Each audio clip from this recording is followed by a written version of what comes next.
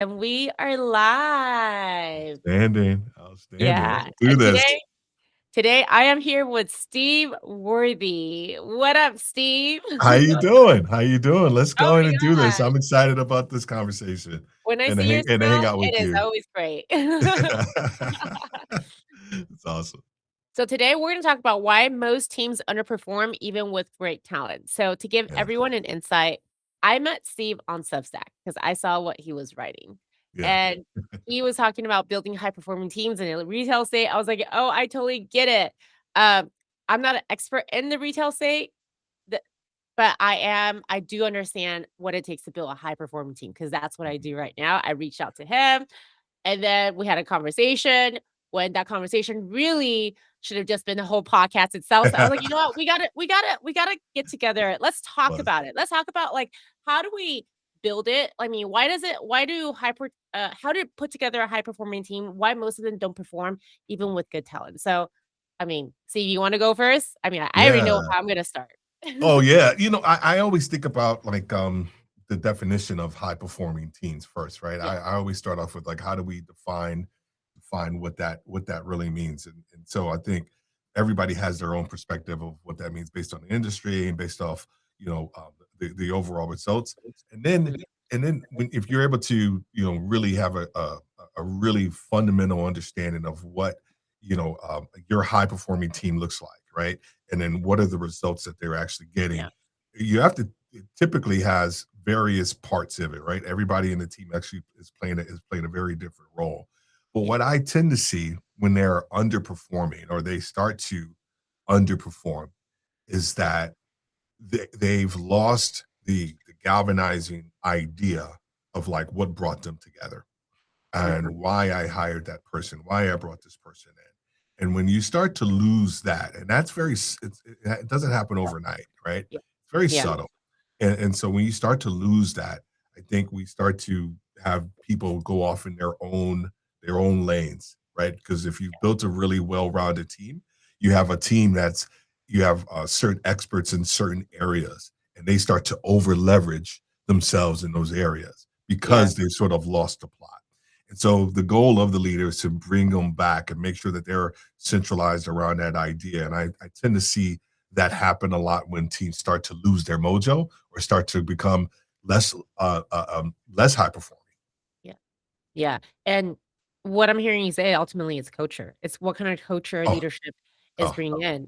One oh, thing that we talked about yeah, is I always say this. I say this to my client. I say this to everyone. Leadership always comes from the top. You know, yeah, we yeah, know one of the success for any business to be successful is to have A players, and Steve yeah. Jobs did this. Hmm. One of his main reasons for success is because he was able to build a A player team. And what Hmm. he learned was when A players work together with A players, they don't tolerate B or C players. It becomes Right. self-policing. Hmm. However, this is what I always say, to attract these A players, you gotta be an A player. An Hmm. A player would not be working for a C player. Yeah, yeah, So, and that being said, when you're an A player, what kind of culture are you setting? Because ultimately, culture is gonna create structure. It's gonna create the teamwork, the expectation, the boundaries, the value. hmm, I'm actually doing this with my clients right now when you're like, okay, what does high performing team mean? right, So I work with a lot of real estate. I work with a lot of finance. It's a little different because for them building the team out, it's not on a payroll because mm-hmm. when you're on a payroll, if you don't do well, you get exit. Yeah, For them, it's like, how do you get these people to move, so they could build a high performing team of entrepreneurs? right. And one thing I'm having all of the major team leaders, these guys are doing like 7 figures building their team already. I'm like, Hmm. what does that mean to you? What is the value of high performing team? When you look at this, what are your non-negotiables? What are Right. the things that when you think about that your team is doing it's representing you and it's how and the service that they are providing. Hmm. Hmm. Yeah. Well, So one of the first things that I say this when I take over a team, is that my job as the leader, the first thing that I need to do for you is to define reality for myself and then for you, right? Because what we tend to see is that we most leaders will we'll start talking about the vision, and Yeah. this is where we're going to go, and this is where you're going to be able to play. But I think there needs to be a foundational reality set of where we are, and where we are may not be exactly where we're going to be, or you may not be the actual person that you think you are as a leader. And I know it sounds harsh sometimes, right? But I think it's important that you set the tone for your team to let them know, hey, Susan, you're great at this, but you may not be great at X, Y, and Z. But based on where we're going to be going, you're going to be better. And I think if you're able to set the tone constructively and to build that foundation, now it becomes a lot easier also to reset, right? So just imagine as you set the foundation and you guys make strides and you perform at a certain level, guess what? Now the expectations has to change. And when Yeah. that when if you don't if you haven't set the expectation or set the culture in order for you to sort of reset that expectation, people are going to continue to perform at that certain level. And that's where teams start to fall apart is you don't have the ability to reset that expectations because you didn't lay the foundation to begin with. Yeah. And you're so right, the reality, but also empowering them by knowing what they're good at. 100%. 'Cause as an employee myself, when I used to work for people, okay, I'll just tell you a story because 'cause you're Go in for it. Go retail. for I it. used to work at a money exchange. This is, like, when I was in college. Mhm. I told you my story. Retail was so important to me in my earlier in life because I came to the States in high school, and when I was Right. working in retail, that's when I really learned communication, sales, managing a team, but it was more of a confidence boost because I was like, "Oh my gosh, Mm. I'm a manager, like, I'm able to manage people." But Yeah. I would always remember this. This is what my store manager told me when I was at AX, and it still keeps with me till this day. He Mhm. said to me, when I was working there, right, the old manager never really taught me what I needed to do. So I was just Mm. kind of like, "Oh, I'll go and make sales." Mind you, I was 18 years old. Yeah. And then another manager started to give me responsibility because he's like, "Lillian, you're really good at organizing." Besides sales, and I was a top sales back then, Outstanding. you Outstanding. know, he he realized I was good at organizing, so he started to give me, like, 1 section at a time, like denim, and then the men's, and then the women's, and eventually I Mm. became a manager, and I still remember when the first time he ever gave me responsibility and I did good, the way he said it was like, "You're doing a great job, Lillian. I used to think, like, you're a lost cause. You just come show up, you just sell, and you're on your phone." Wow. And I always remember because the contrast that he said, maybe I don't know if that's good management or not, but the way because it went from like, "Oh, I'm doing good," to like, "I used to be useless." But I always remember that story because, like, once they started to see a talent that I had and they're Mm. able to recognize it, give me some kind of recognition, and give me the responsibility instead of just like, "Okay, go to the floor and go sell." Yeah. Right? This is more like retail. Um Now there was structure. Now there Mm. was, like, now I know what to do one step at a time, and that's why I really appreciate what you said with the talent because no one showed me the reality at the Mhm. and that's Mhm. why it's so memorable for me because it was like, "Oh, I can do something bigger." Like, Yeah. "Oh," and for little old me at the time, still going to college, working, college and a job and working myself to, like, universities, it was like it was huge. It was huge in my personal growth as well, looking back. Yes. So it's like Yes. these little things, even from it goes from the top down, right? You could take if the C if it's happening in the C-suites, then it'll trickle down. Mhm. Mhm.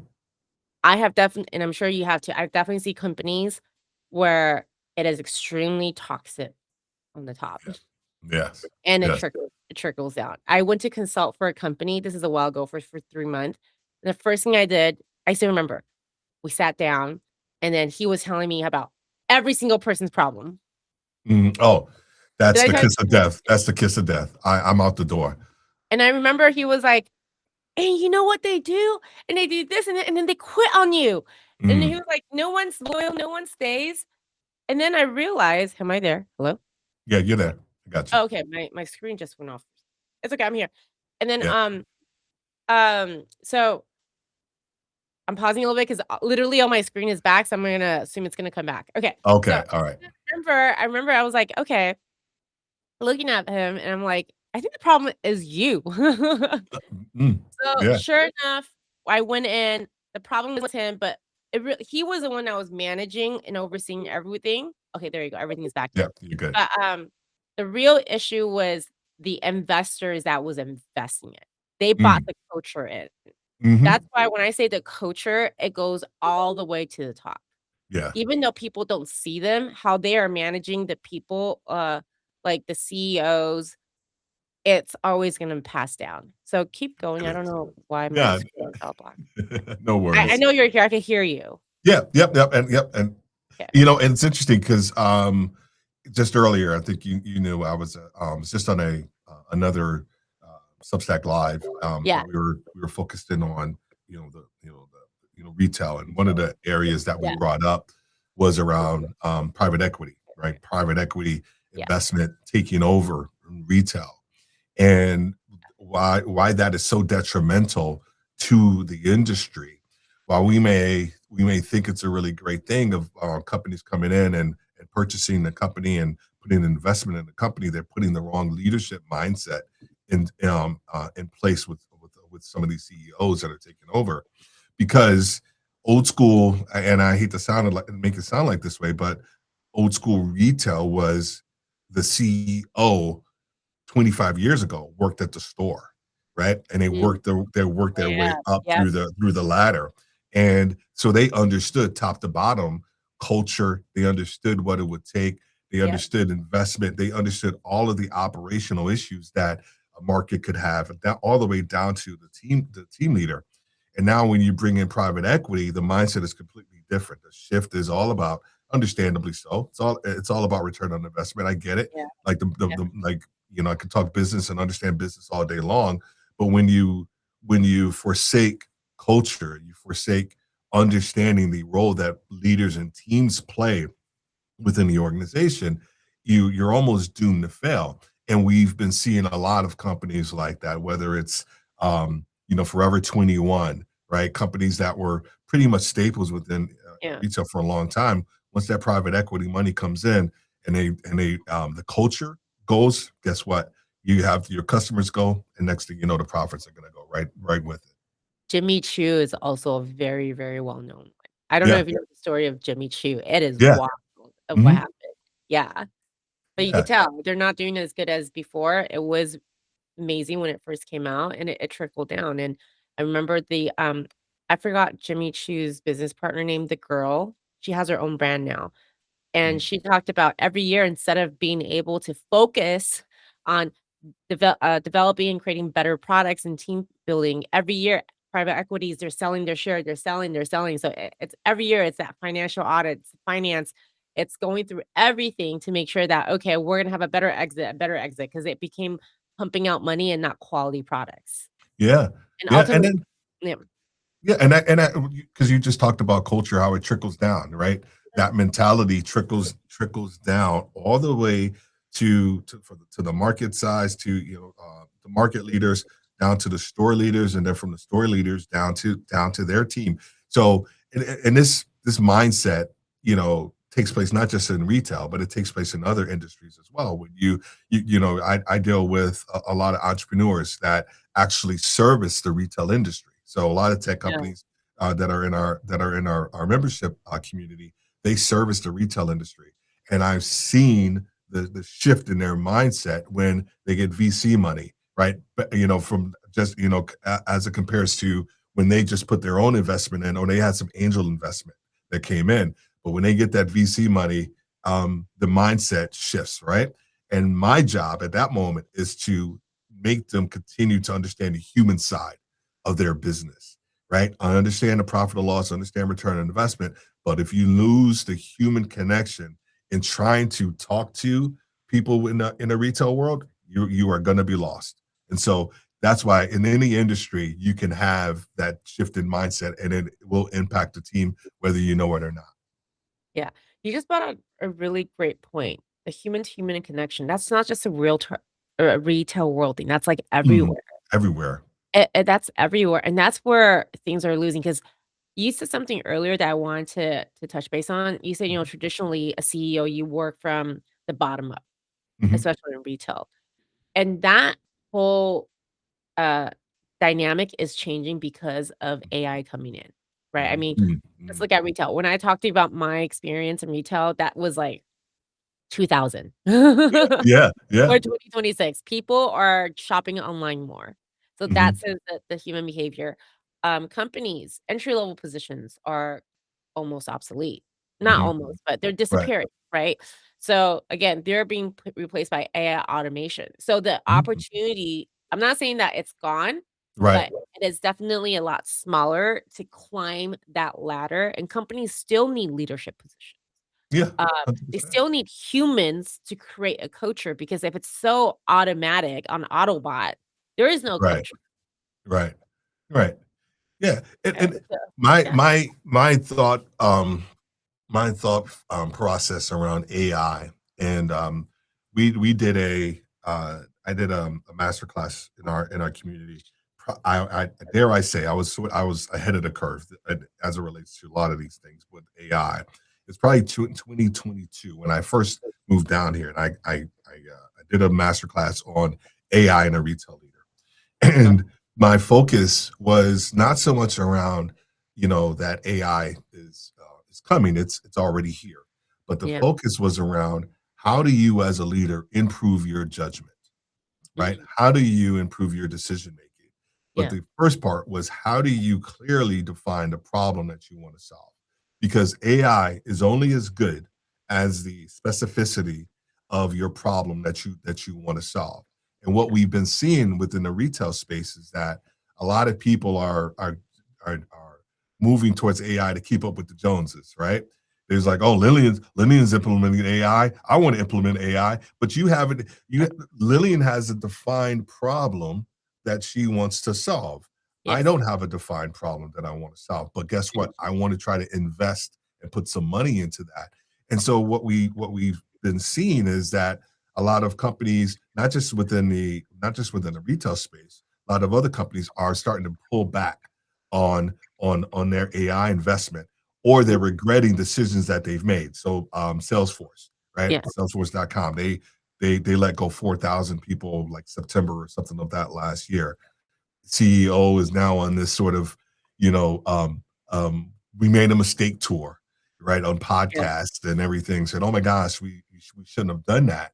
But while there's still an investment, people are still recognizing the fact that people are still cool. Humans are still cool, and you still need the humans. Yes, because that's not replaceable. It's Our it's human not. emotions, no, Yeah, your communicate. judgment, your decision making. Listen to me, AI can provide Yes, an output, but guess what? You still have to decide which output you want to actually proceed with. And I agree.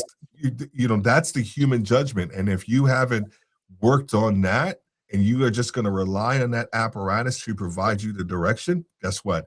I don't necessarily think you're going to be a successful leader down the I love when you said work on that and you put your hand next to your mind. line. Yeah, yes. Because I always say this, like, yes, AI is coming. I mean, AI is already here. Everything Yeah. is changing. It's not gonna disappear. We're not going backwards. But to not be replaced by AI is to continue to use your mind to think, to make decisions so you could lead with AI and not be replaced. The people that are just asking AI questions and whatever they say, and they go with it or they use that without questioning it, my friends, those will be replaced. Those people will be replaced. It's okay to 100%. challenge. I like to challenge AI, sometimes. I'm not saying I'm great at it, but I always wanna be exercising this, Yeah, right? So we're still in control in our you lives are. and the decisions that we make. Because ultimately, if I build my whole company, I'm just gonna use an example. Mhm, I mhm. make a decision and I built my whole company on AI and it didn't work out. Whose fault is it? Is it my fault or is it the AI's fault? Yeah, Because by exactly. then you don't what am I gonna do? "Oh, AI told me so." Yeah. Well, you and I were having this conversation beforehand, right? And I spoke about it in entrepreneurship in the context that social media and even AI now it has allowed entrepreneurs to skip steps within the entrepreneurial journey, Yeah, right? And the fundamentals for a lot of companies are not there. because social media or AI will make you appear that you are more successful than you typically are. And Yeah. then when you get the first hiccup that comes in your business, it collapses, right? I don't wish that upon anybody, but Yes. I've seen it happen in real time to so many people because they haven't set up the foundation of Yeah. their business, the fundamentals, the infrastructure of their business, like you and I were talking about. Yeah. And it's the same thing when you start to build a team, right? Just to kind of pull this back with the team, if you haven't built your team, the infrastructure of your team properly, right? Yeah. Um, Conversations, approachability, the ability to understand where you stand with each member of your team at every move, right? If you haven't built that, the higher you go, the more fractured it's going to become. And so you have to make sure that you have the infrastructure in place, because if you don't, you're setting yourself and you're really setting your team up for failure. And you don't want to be that leader, man. You don't want to do that. Yeah. Well, when I'm hearing you, I'm thinking about Facebook, Mark Zuckerberg. You know Mm. the story Mhm. with Facebook and, uh, Friendster. You guys know the Friendster? Listen to me. I am that old where I remember Friendster before MySpace. And Okay. oh yes. So, Oh yeah. yeah. Yeah. One of the reason why Friendster didn't work out was because Friendster, I forget the see, it's I don't even remember the CEO's name, the founder's Me name. either. Me So, either. he created this platform that was amazing, that was revolutionary at the time, but he didn't have strong leadership, so what happened? He hired Yahoo execs. Yahoo was a thing back then. This is before Google, right? Mhm. And they came in with a lot of ego, and they basically ran him over, and then he sold the company, or the board replaced him, and every year there was different CEO and Friendster died. Yeah. And when I look at Facebook, now Meta, you have from the inception, it was Mark to now. Mhm. He Mhm. did not change. He set the culture. He was very, very, uh direct. He knew what he wanted, Mhm. and he had every single decision he made, like, he did that to protect his vision, as well as Right. building his team, right? The team knows. So, I'm saying that because you have a good leader that has a vision, that knows how to set the culture for the team and Mhm. empower them.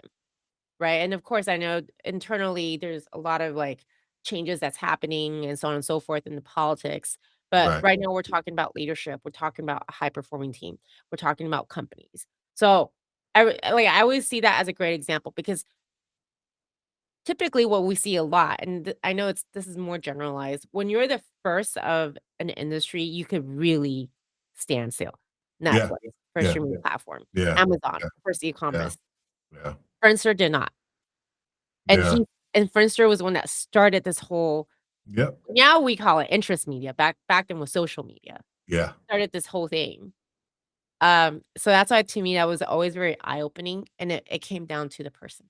Yeah, Down yeah. to I literally remember Friendster, and I remember MySpace. And who was the? I can't remember the guy. He was the founder of MySpace, but he was the first one to always send you a message. I can't remember his name. I want to Yes, say his name is Tim. Tom something. Tom. Yeah, Tom. Yeah, I don't Tom. remember, the Yeah, the but the Tom the guy with the white t-shirt with the looking white mad, T-shirt. Yes, yes. He was always the first one to send you something. Tom Anderson. Tom There Anderson, right? But the interesting thing that you immediately felt like you had a connection to somebody, exactly. right? You know, you immediately was like, oh, I got one friend, I got one person on there. Like, oh my God, it's Tom, and Tom's friends with everybody, right?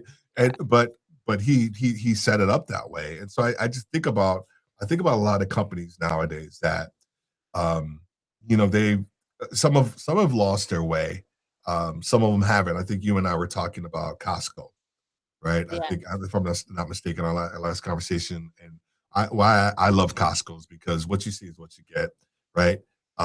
They're not really making tons of money on their products. Their margins, just like a grocery store, are very slim. Electronics are even slimmer, definitely. but they're making their money off of the gas we talked about, right? With gas, right? They're probably breaking even with gas, but they make their money off of membership. Yeah, But you wouldn't know that anytime you walk into a Costco. yeah, Like you would think that these guys and gals are like and they probably are invested in the company and the culture. It doesn't matter if it's here in Atlanta, or even when I go to Canada, go to a Costco in Canada, Yeah. same exact experience, man. And that's culture, that's team. It's Starbucks used to be that way, right? I started out in the coffee business with retail, with Caribou Coffee, and Uh-huh. Starbucks, of course, was number one, Yeah. and we use them as the blueprint for a lot of things. And Starbucks, you could go to Starbucks in New York City, then you go to Starbucks in San Francisco, you get the same experience, and that was culture that they created. I don't know if it's there anymore, right? It's not so much, but I yeah, yeah. the team and leadership and the culture that you create will dictate the overall experience that your customers have. Yeah. Yeah, no, you're, again, the Starbucks, the culture change because they Hmm. got a new CEO. Yeah, Basically, that's what happened. yeah. What's the founder's name again? Say Howard Schultz. Howard Howard Schultz. Schultz. Yep. He was very big on culture. I Hmm. mean, Starbucks was created based on culture. It was Hmm. created based on experience. That was his whole thing. Because I remember reading about it where they were doing really great, and then everything went downhill, and what he did this is what he did I thought was amazing. He took a huge investment, a huge loss because they closed down a few Starbucks. When I mean closed down, Hmm. not shut down, just not working for a day, fly the managements out, so I don't know how many millions they spend Yeah. to train them Hmm. to hit that reset, Yeah. making sure that they're not only just delivering the best coffee, it's how the customers are being greeted, how the stores are being cleaned, right? And getting them powered up, and like you said earlier, that human to human connection, and he was there. And Yeah. then I know after that, a lot of internal things happen, and right now, it's exactly what's going on. Mhm. Mhm. Starbucks went downhill, they closed down a lot of stores, and, I used to be a hardcore Starbucks lover. Oh, I still I am. I don't go as much anymore, not Yeah. because, I don't love the coffee, it's because the ones next to me, I wish they were a little bit cleaner, let's put it that way. Yeah, Yeah. yeah, So, yeah, again, yeah, culture trickles. yeah. Well, let me ask you a question because I think this kind of goes along with what we're talking about when you do have a high performing team that has reached, you know, great heights. Typically what happens there is they start making more money, the company starts to make more money, and with this, because this is what we the pattern that we've been seeing, right? We talk about with Starbucks and some of these other companies. They Yeah. start making more money and they start to lose their way, right? How have you been able to help teams stay grounded, like after they started to hit certain success markers and things along that way, at least along that line? That's a great question. Yeah. Usually what I do is I ask them, "What's your next step?"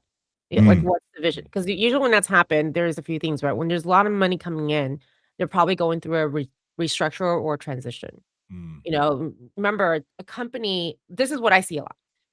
Uh, I always say this, a founder, an entrepreneur, anyone, even an employee, when you're making your first 100,000 versus your when you're making your first $10,000 a month to $100,000 a month to $1,000,000 a month, you change, yeah, yeah, right? The people that you were working with, the team that was supporting you with when you're doing $10,000 in revenue and $100,000 in revenue and 1,000,000 and 10,000,000, 100,000,000, they gotta change too. yeah. Some people, they don't catch up. Some do. Mhm, mhm. Steve Right, Jobs, he was very famous to be criticized of some of the founding members didn't get equity or they were not able to climb the rank, right, right? He's very right. famous for that.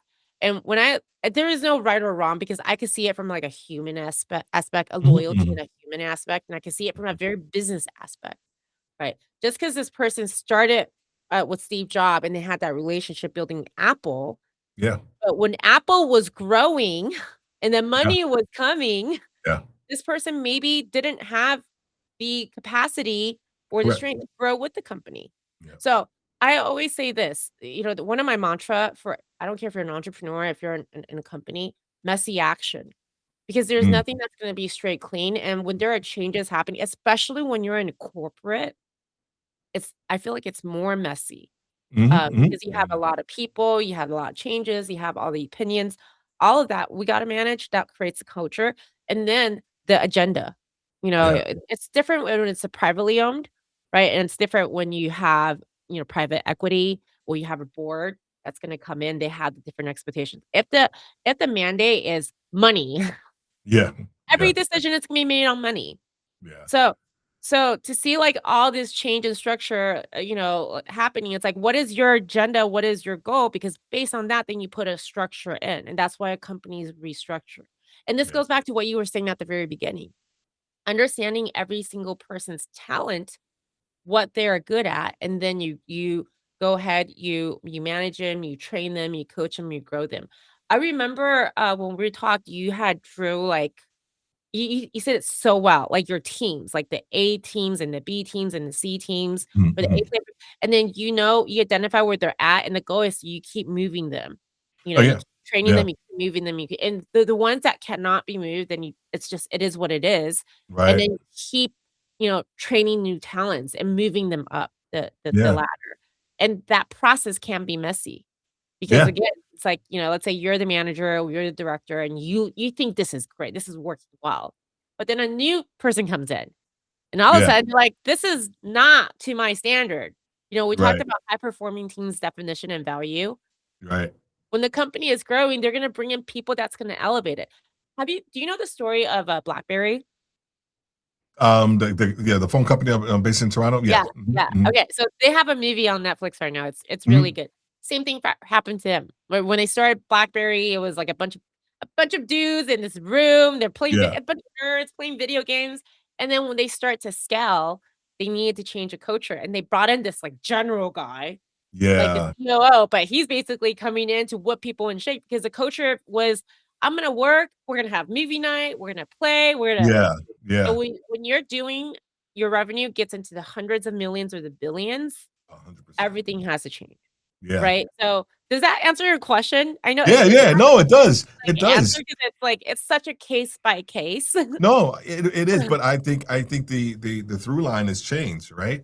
Is Yeah, that you it's have to always anticipate that there's going to be change, and you have to prepare yourself as the leader to either be the one that orchestrates that change, or you're yeah, gonna have to hire somebody, right? yeah, Sometimes, and you mentioned about like bringing people onto your team, right? yeah, And that could be very messy, right? Especially if you do have a high performing team. yeah, Sometimes you need to shake it up, and yeah, sometimes you may need to bring in. I've brought in people to our team that we probably didn't necessarily need them, right? yeah, From a headcount standpoint, yeah, right? And but my logic was, if I brought in I'll give you a which is a great example. So I'm a massive soccer football player, right? So my favorite team, whoever's listening to this, you probably it's Manchester City, and so the manager, he has my exact philosophy, right? He doesn't. We don't know each other, but I feel like we're kindred spirits.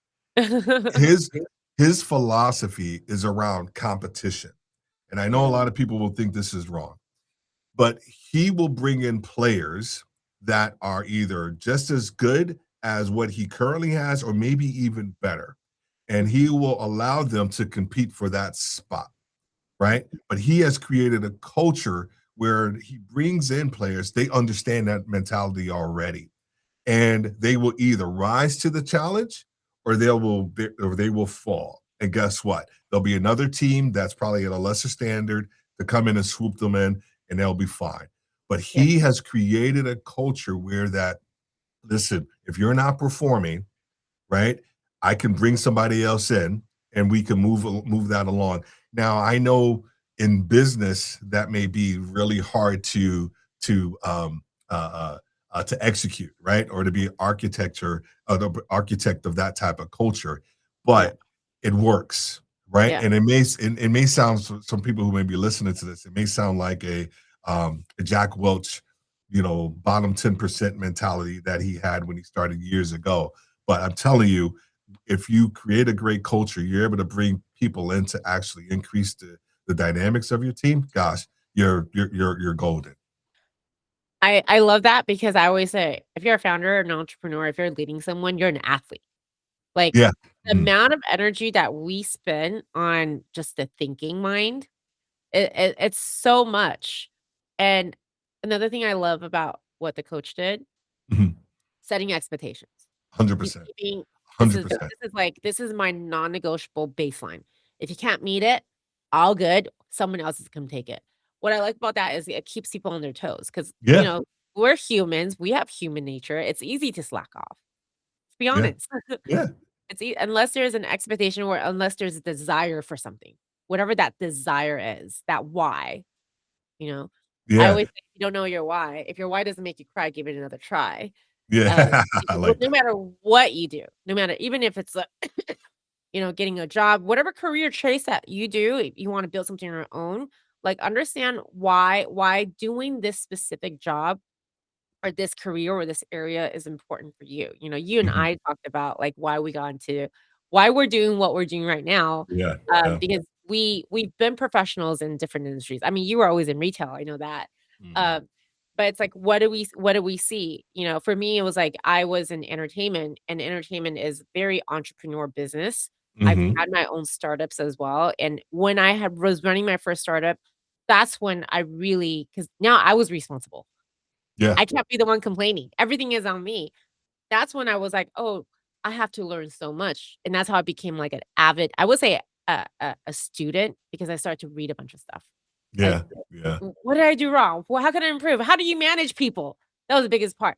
How do you manage people? And then realizing that, wait, I didn't hire the right team. I just hired based on the resume, but I didn't Mm, hire if they mm. were a good fit for the company. Oh, yeah. Rookie mistake. A lot of mistakes I've Oh, I I made, but I'm grateful for those mistakes because those really helped me accelerate what not to do and do oh, what to 100%. do, Oh, right? 100%. Everyone goes through that. So, and knowing that, okay, the vision that we have, I always say, everything that I just wanna talk about this a little bit, like, Mhm, a lot of people's identity is based on their job, and when mhm, they get fired or they let go, it could be very painful. mhm. But I actually see it now as a blessing because then it opens up more Yeah, opportunity. yeah. And it's very important because if someone get lets go, if it's not working, it comes to the bottom line, it's just not a right fit. And you Mhm. go to the culture, right? For anyone to succeed, you gotta be at the right place in the right culture. I always say go to where you're wanted. Yeah, yeah. Um, did we talk about the Google, the halo effect that they're known Mm, for? mm. Halo and No, go halo? ahead. So Mhm. Google has this thing. You could Google yeah, you could Google You it. Google it. Google, Google. It's they say, like, when they hire someone, when they first come in, if people just like you, Mm, there's already a halo effect. No matter what you do, they're just gonna like you. mhm. Even if you make mistakes, you have a pass. Yeah, But there's also the Heron effect. If they don't like you, no matter how good you are, how much you make it up, they just don't like you. yeah, yeah, And when you're in that situation, it's better to leave because then you give yourself better opportunity for somewhere else where you can shine, yeah, right? yeah, yeah. So, I've been in culture cultures is like that. Yeah, yeah, I've been in cultures where, I mean, I knew when I came on board with certain teams that certain people on the team didn't like me.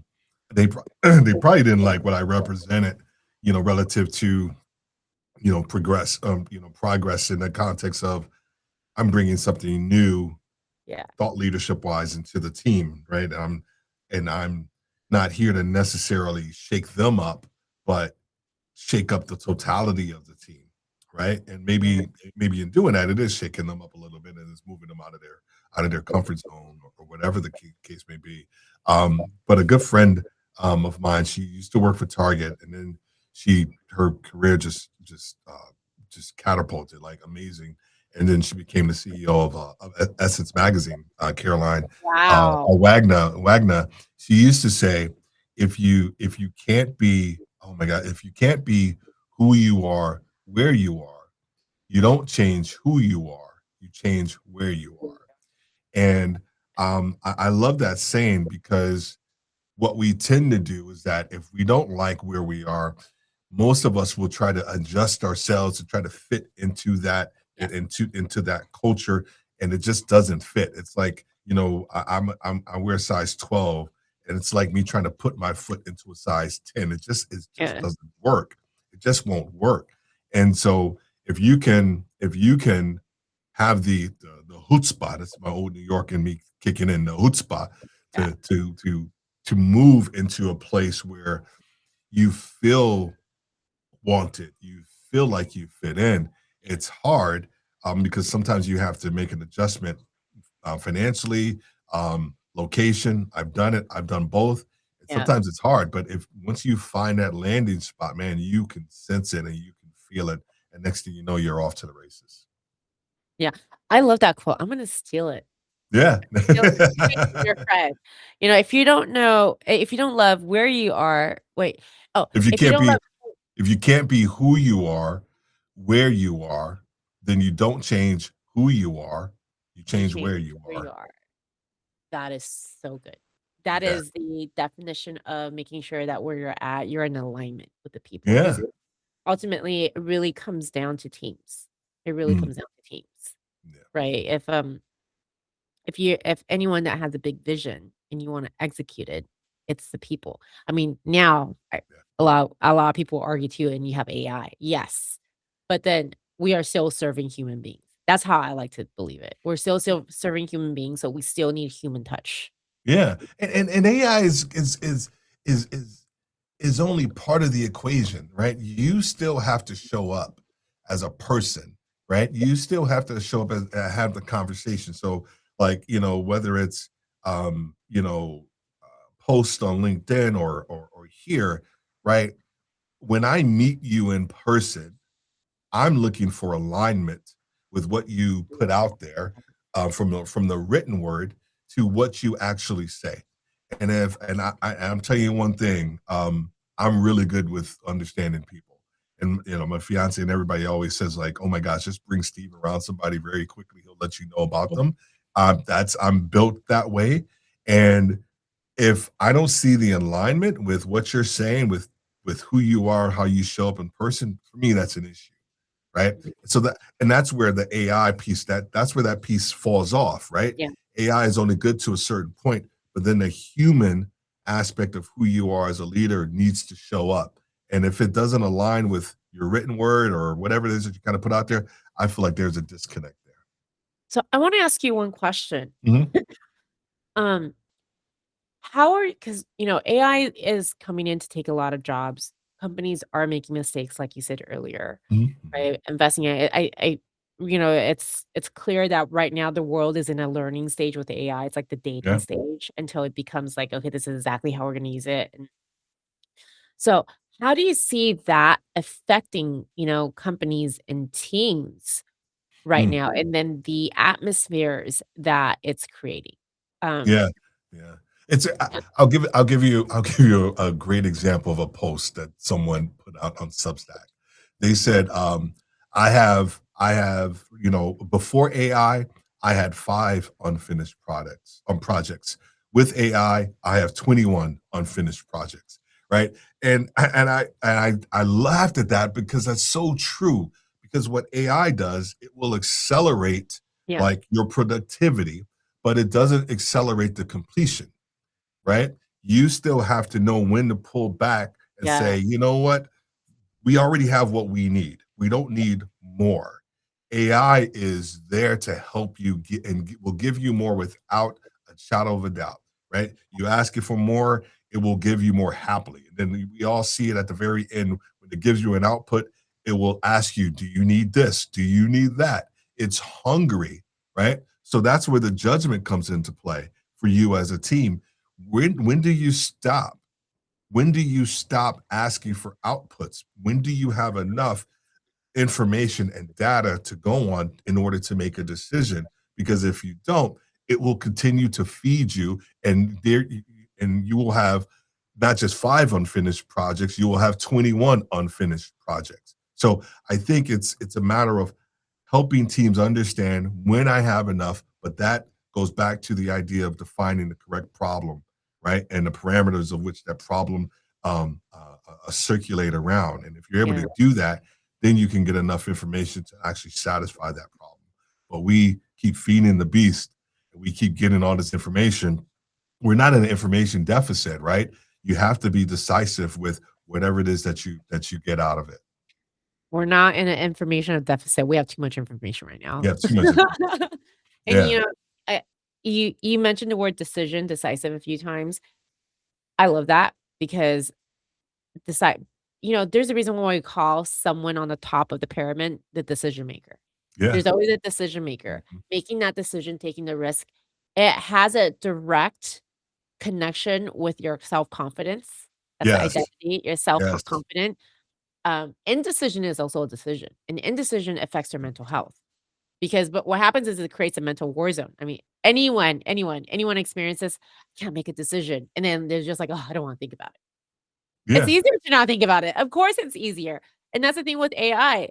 Like, I love it because it gives you idea, you don't have to think as much, but you like, exactly like you said, because when you're talking about it, I'm already in my mind thinking about you're right. When I ask AI something, it gives me 6 other things to think about, and then it yeah. could give me 10 other suggestions, and then it could be like, "Oh, well, we can also go this direction."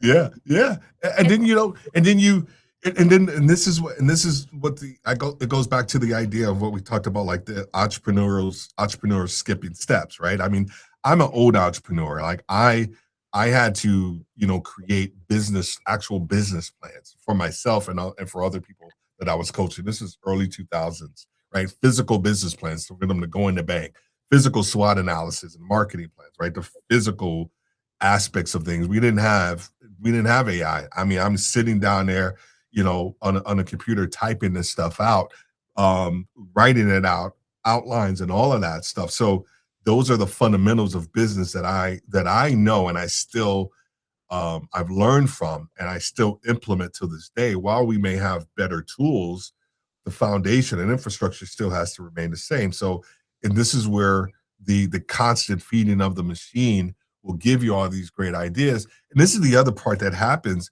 And this is why a lot of leaders, and even I'll put it this way: a lot of entrepreneurs are not as successful as they should be because they haven't given their ideas enough time to formulate and to actually get roots. I see this yeah. in leaders a lot too. They changed up their leadership style. It's like, and I'm in these coaching sessions with them. I'm like, dude, what are you doing? Like, that's not you. That is not your style. You haven't given your style enough time to mature. You haven't given your idea enough time to mature because guess what? We start to see everybody on these social media platforms pivot. Well, I'm going to pivot and I'm going to do this. Listen to me.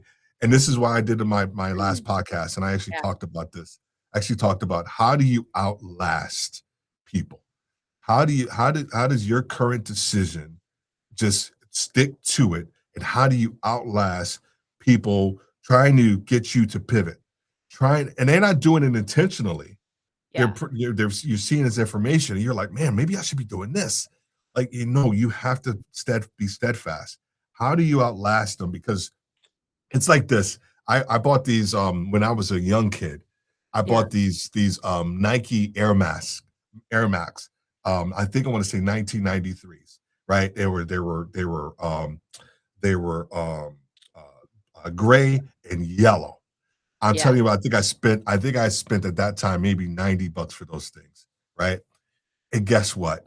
Man, if I would have held onto those things, they came back in style, in vogue, probably about 4 or 5 years yeah, ago, and they were selling at two, three, $400, right? yeah. The reason I say that is because that style, it matured over time. It didn't change, and the value increased. What we tend to do is that we tend to negate where we are. We don't respect the process anymore.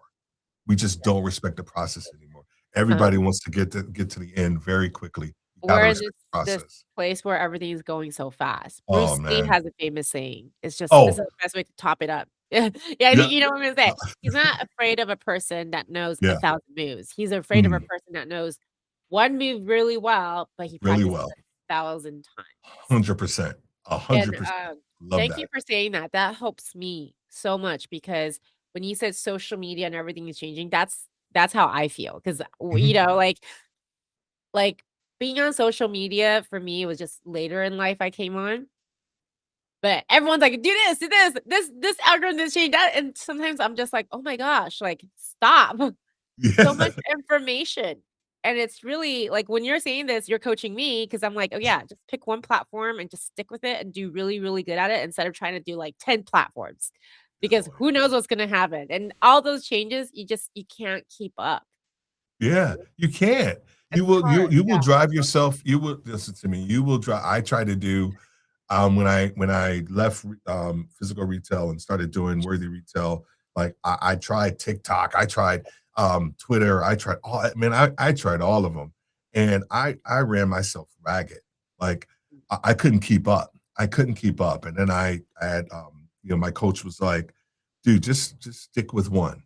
And I was like, well, how am I gonna it's very similar to, like, my coaching journey and my as becoming a coach where yeah, I wanted to coach everybody, right? we And talked about I was like, "Oh my gosh, I just wanna coach everybody." Then I got some coaching myself, and I narrowed my focus yeah, to retail, and I thought I was cutting off my nose to spite my face when I did that, but I didn't realize at that time, and I do now, how much better of a coach I am to that specific type of leader. But the crazy part, and this is the crazy part, sure, is that 30% of the people that are in our community are not are not in the retail industry, but they like the specificity of what we say and what we do, mhm, right? Clarity gives you influence, right? so good, More and more people are looking for clarity. They're not looking for more bells and whistles. The yeah, more clear you can talk about your message, the more people are attracted to it that yeah. are even outside of your niche. And that was surprising to me, a surprising byproduct and benefit of actually being able to niche down. You know, that also comes with maturity, right? You told Yeah, me that last yeah, time, and I yeah. that actually stuck with my mind for a while, and thank you for that. And I was actually talking to my husband about it, and I was like, "Yeah, I was like that." Like, when I first started as a coach, even I was a professional in life and business, Yeah, right? But it was a new industry, and it was like you, it was like I wanted to work with everyone. But what I've learned, it's the maturity because when you grow as a coach, as your leader, as you mhm, grow, your clients grow with you. 100%. They mature with you. Either they're gonna grow with you or your standards are just so much higher and you're only taking on higher level clients, Yeah, right? Because yeah, you brought me back into that my memory lane, and then that's when my whole heart appreciation came in because I got to look back and be like, "Look how far I came too." yes, Be yeah, be very, confident in the work that we do and the mhm. service that we do. Did you know this? Like, I remember when I first decided I wanted to be a coach, and everyone's like, "Okay, now you have to use your social media." I was like, I'm not even on social media." I know, I You know, know, that I was a know. transition, and Yeah, then I will look at other people, like other coaches, and they're like, "Oh, I'm a coach," and I'm like, it took me a week to be like, I'm a coach on my yeah, Instagram, yeah, like, oh, the title thing, because and even that, I'm like, how are I was thinking, how are people gonna look at me because all the I'm going through a huge identity shift. Now, yeah, I'm like, "No, no, no, I'm yes, not just a coach, I'm a speaker, yes, you can hire me." It's changed because we change so much and we get more focused. So, the more of the story is whatever industry you do, whatever position you do, whatever career path you do, or talent that you're deciding to hone in, keep going after it because you're in your 20s, you're not doing well. That doesn't mean the world hates you. It just means that you are working yourself to get more mature. yeah, Whatever you do, the more you keep doing, the more confidence you build. The more you're gonna make mistakes. We all do, but yeah, that's how you actually gain confidence because you know now what not to do. mhm, yeah, yeah, Right, and then the more you do, you start to realize that I was talking to one of my friend, he's a director. Now he's doing for stuff for Disney, his stuff is on Hulu, mhm, and he was saying that, when I first started, of course, any job I take, but now I get to pick and choose, yeah, and that's for every single one of us. As long as you stick in your lane, like, this is what you're gonna do, you made the decision on it. Yes, the world is gonna change, and you are gonna change along with it, but still in your lane, not giving yeah, up. You will come out, and you said earlier, you're losing your style. Like, stay faithful to that. You know, yeah, my I know we have 4 minutes left, Yeah. but even, the way I coach has changed. I started off Mhm. with Bob Proctor, Mhm. 'cause Mhm. he was my coach, he was my mentor when he was Yeah. alive. And then to now, I have evolved, and I came out my signature, which it's gonna debut in TED Talk. It's Mm. called Breaking Through the Lotus Box, Mm. and it basically it's letting us know that most people, leadership anyone in leadership position, because anyone you're making a decision, you're trying to do more, be more, and have more. If you don't have the awareness of your belief system, that's when we're stuck in the invisible box. And that's why some people, you know, if you look at the pay grade, some people they're always making $100,000 or Mhm. $50,000. They can't go up. Mhm. But Mhm. once you could understand that and remove that, and your identity will keep growing. That's how we Yeah. keep evolving. And that's how you can lead teams. And that's how you set the standard for high performing teams. That's when you understand how to manage people and coach her, because all of that start the way I say it is it starts with the vision first and you got to trust the process. Mm. Fall, you know, I teach my kids this. What do you do when you fall? You get back up. Yeah. Literally, all my kids know that since they're 3 years old. Yeah. Yeah, no, that's it. I mean, that's it. I think too, like we were talking about, you were talking about like your style. I run into a lot of people who, they ask me about like my coaching style or or conversation style and thought leadership or whatever. And I say, well, I didn't start out this way. Like I started out in leadership regurgitating we talked about Napoleon Hill, Yeah. I Tom Peters and a lot of John Maxwell. Like that those were my go-to people. Yeah. Peter Drucker, right? These were all the books that I read, as a young leader. And so a lot of my conversations was based off of things that I read. And then as I started to gain the experience, I brought the book knowledge with the experience, and then it changes into who you are. And then you start to trust yourself more. You start to trust your decision making Yeah. more. You start to trust your conversations and what you're saying, more. And you morph into your own thought leadership and your own coaching style, right? Even when I first started coaching, I was I don't know where I got this idea of that I needed to um like fill the space, right? When a client would say there was that space, I would say, well, here's another thing. And I would fill that space. And over the last, 10 years, I've learned to allow that space to be there. Allow that, that opportunity for them to think and ponder and think about certain things. And that's okay. It's not a reflection on, I think what I thought it was a reflection on me as a coach, because there's that space was there. And I said, no, allow that space to be there. And then next thing you know, they start saying something that's really deep and vulnerable because you've allowed that space to be there. And so these are all things that happen as a leader that you don't necessarily think are happen to you. I Go ahead. wanna share one Mhm. quote with you that stuck with me, and it came from my improv Rich teacher. Duncan. Mhm. Improv. Silence is the anticipation for the next. Yeah. 'Cause I was like that too, and that's when I was like, "Okay, it's okay to stay silent. It's okay to have that anticipation. It's okay to create that space for someone." So we're at the top of our hour. Is there Yeah. anything you would like to Uh, just give to our audience before we hang up and enjoy this no, beautiful I day? just wanted to say hi to everybody. Ricky, Duncan, thank you for what you just said. Duncan the Sage and John Maxwell books are useful. And when I lived here in Atlanta the first time, so I just moved back here about 3 years ago. Well, when I lived here in Atlanta the first time from 2000, right about around 2000 to uh, around 2000 to 2009, like John Maxwell was all over the place down here in Atlanta, and I was going to every single one of his conferences, and I think I told you what he said at one of the conferences that stuck with me. Yeah. um, the guy comes up to him. I'm just gonna tell the story for the audience. Is that the guy comes up to John Maxwell. If you haven't read anything about John Maxwell, Developing a Leader Within You is the first book to start with. But this guy comes up to John Maxwell and says, "Hey, I want to do what you do." And John Maxwell's sitting there. He said, of course you do." He didn't say it pompously. He said, "Of course you do. Who wouldn't?" He said, "I sit here on a stool, I drink Dr. Pepper, and I talk leadership." He said, "But the issue is it's not that you want to do what I do. do you want to do what I did to do what I do?